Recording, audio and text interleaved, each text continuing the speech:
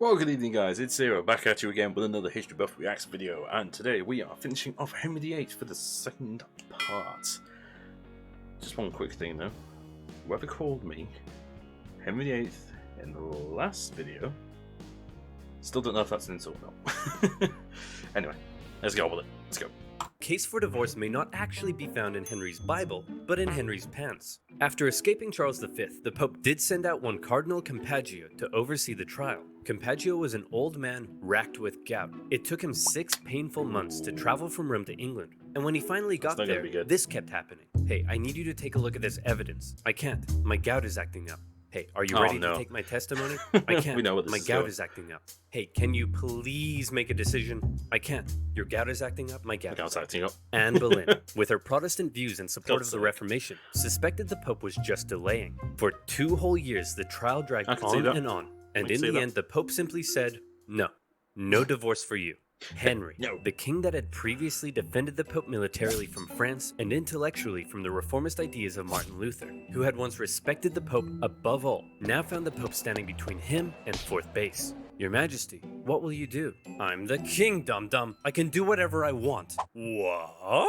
For his failure, Henry removed Wolsey from the court, a decision that was likely influenced by Anne Boleyn, who disliked the cardinal. Having fallen from grace and with potential charges of treason over his head, Wolsey died of illness a year later. Then, Henry set about removing England from the influence of the Pope. Hey, if you do that, I'll excommunicate you. Who cares, man? Oh no, apathy. My weakness. Henry gathered theologians and scholars together to help him make his case against the Pope. Together, they argued to the people of England that the Pope's rule over the church was basically a takeover of what had once been a self-governing, national English church. And if that sounds familiar, some historians do believe this moment may have laid the foundations for English Euroscepticism. That's right, Brexit may have been influenced by Henry's explosive loins. By and large, What? I guess I can kind of see it, I guess. Would I agree with it? No. I can see where they're coming from, but no. The people gave Henry their support, and those that didn't were going to be in for a rough time. But for now, Henry assumed the role of supreme head of the English church, and his next divorce trial was a foregone conclusion. Catherine of Aragon was Aragon, and Anne Boleyn was in. Alright, I've upended the entire country to be with you, so you'd better give me a son, okay? Now, did you get my letter about the duckies? Having finally married the girl of his dreams, it was party time for Henry. And what a party. Life in the Tudor court was non-stop. Huge banquets, with each person eating on average... Hang on, that guy had a chicken on his head. Hang on. ...a party. Life in the Tudor court was non-stop. Huge... That guy's just got a chicken on his head. As you do. Really, just as you do, just wearing a chicken. Got it. Banquets, with each person eating on average 5,000 calories a day. And no vegetables. Those are for poor people. 5,000. Rich people ate meat. And so you know what else is for rich people? Constipation. But don't let that stop the party. The toilets are communal. And Henry himself was the center of everything. He ate the best food. He had 1,200 pairs of shoes. He didn't even have to wipe his own bum-bum. Life was great. Everyone, I give you your majesty, King Henry VIII.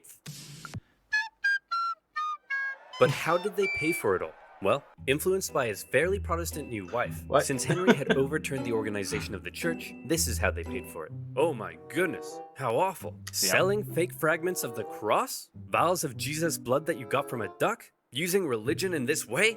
This is terrible. I must confiscate all this money at once. Yes, how awful. I must take all of this away immediately. Monasteries across the nation were dissolved and they dissolved quite a lot of monasteries. Took all their money and ran, basically. Government sanctioned looting, almost. Actually, to be fair, it's not far off that, to be fair. It's quite a good analogy. And their riches placed in the royal coffers. Obviously, many people weren't too happy about this, but Henry had a plan for that as well. Henry's descent into tyranny had begun, as any who rejected his new claim as supreme head of the English church found their heads on the chopping block. And so Henry partied. He danced, he sang, he ate, he jousted. Bang. Be me. Love gluttony. violate widows!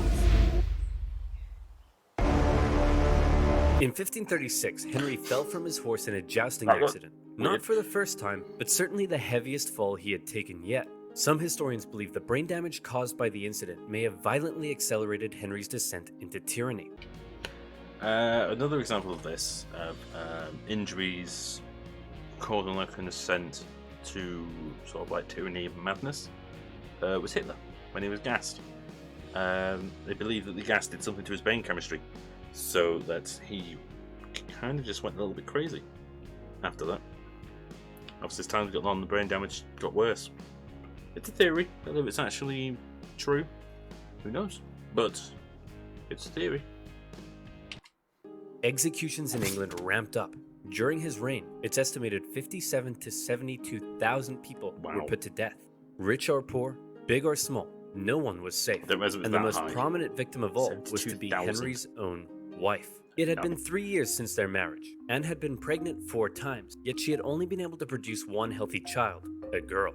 What's more, it's possible she had been going around insulting Henry's manhood. Henry's eyes, once again, began to wander. His new top man, Thomas Cromwell, didn't want to end up like Cardinal Wolsey, and so he came up with a plan. There was a court musician who had been quite flirtatious in public with the Queen. Well, Thomas Cromwell and his boys got a forced confession out of him, saying that it didn't stop at innocent flirtation, and the charges came rolling in. Listen, Anne, forced confessions. Oh no, you're gonna divorce me, aren't you? Just like your last wife. Aw, no, come here. Shh, no, I'm not gonna divorce you. It's much worse than that. Anne was charged with adultery, perversion, even incest, and plotting to kill the king himself. The jury found her guilty, including her own uncle and ex-fiancé, both fearing the wrath of the king. And on May 19th, 1536, Anne Boleyn was Anne Boleyn. Literally the next day, Henry married one of Anne's ladies-in-waiting, Jane Seymour, his third wife. After Anne had smack-talked his manhood, and since he still had no male heir, Henry went on a campaign to ensure the public knew he was as virile as it gets. He had this famous portrait painted of the manliest man I've ever seen. Compare his face to mine. Do I look like him? Do I? Or don't I? And later, he would even have his physician make a declaration about his health. King Henry is a fine specimen of a man, and please don't make me say this. Say it. And every time I look at him, I wish I was a woman. The truth is, after his jousting accident, the king had badly injured his leg and was no longer very active, yet he was still eating his daily 5,000 calories. So by now, Henry was extremely unhealthy. For the remainder of his life, he would incur a number of illnesses, and his injured leg ulcers would ooze stinking pus. A fine specimen of a man indeed. On the church front, Henry's new and now pregnant wife was a devout Catholic, and she pleaded with the king to reinstate the monasteries. Henry was sick of wives meddling in his business, and he bluntly warned her to remember what happened to Anne Boleyn. Since splitting with the Pope, Henry had been hard at work determining the theology of his new Church of England. It kept many Catholic traditions, while on the other hand embracing some reformist ideas, such as requiring the use of a new Bible, not in Latin, but in English. The cover of Henry's new Bible depicted the people appearing to worship a giant King Henry. And in the corner, there's some people being put to death, just for good measure. For any who opposed Henry's ideas, whether Catholic or Protestant, for any who rebelled against him, it would be off with their heads. In October 1537, Henry finally got what he had been waiting for. His wife Jane gave birth to a healthy boy. However, the triumph soon turned to tragedy, as Jane Seymour died days later from complications during the birth. Henry mourned Jane, the woman who had given him a son, for 2 years. 2 years of mourning. Your Majesty, it's time to choose your next wife. Thomas! Not now! Can't you see I'm in mourning? That one. The woman Thomas Cromwell had lined up for Henry's next marriage was the sister of a powerful German duke, but all Henry cared about was that she was pretty as pie, and Thomas Cromwell promised that indeed she was. However, when she arrived in England, Henry was less than pleased. Your Majesty, let me introduce you to your fourth wife, Anne of Cleves. What's that smell? I think it's your legs, sire. No, it's Anne of Cleves. She's ugly. This is treason. What? Off with his head. Whether or not Anne of Cleves was actually ugly, we don't know. I mean, ugly's subjective anyway, to be fair. But yeah, that was the theory, that Anacles was so ugly that Henry hated her on sight, apparently. Henry found his new wife so repulsive that he never consummated the marriage and divorced her just 6 months later. And for bringing Henry an ugly, stinky woman, along with additional charges of plotting treason, Thomas Cromwell lost his head. Mental. The very same day of Cromwell's execution, Henry married his 5th wife, the famed beauty Catherine Howard. She's believed to have only been 17 at the time. Henry was 49. And like Anne of Cleves, Catherine Howard didn't last long. You see, for some reason, she may not have been entirely satisfied with her 49-year-old fine specimen of a man. And it's possible she engaged in a number of extramarital affairs, including one with her cousin, Thomas Culpeper. When Henry found out, he was devastated. How could she do this to me? I don't think that was ever proved. No. I'm not sure. I don't think that was ever actually proved. But, sire, don't you have hundreds of mistresses? Shut up, Barry. That's not the point. Your Majesty, you're crying. I'm not crying. It's just that sometimes, when I get sad, water comes out of my eyes! For her treason, Catherine Howard met the same fate as Anne Boleyn in 1542. So, we've had divorced, beheaded, died. Divorced, beheaded, look out, here comes survived. Henry married the daughter of a royal official, Catherine Parr, in 1543. And she appears to have been a good companion to Henry. She cared for the aging king, who by now was so heavy it took several men to winch him onto his horse. She acted as a mediator within the family, and convinced the king to restore his 2 daughters to the line of succession. The marriage did have one hiccup, however, when Catherine dared disagree with the king over the subject of theology. It's a miracle, because when the priest says the words of institution, the bread turns into the body of Christ. Well, if you put the bread in a box for 3 months, is it a miracle that it turns moldy? Treason!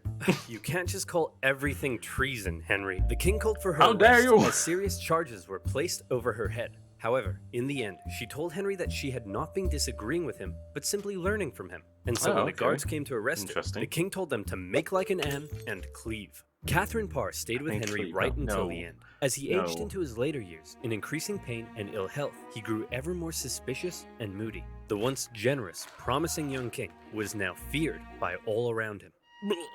Sigmund, I don't have much longer. Hold me. Of course, sire. Do you have any final wishes?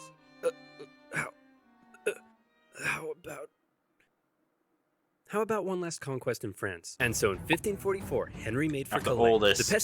After all this, he's basically ill in his bed. He can barely move, and he goes, "You know what? I fancy invading France again." No, don't do that. No, it's expensive, as you found out.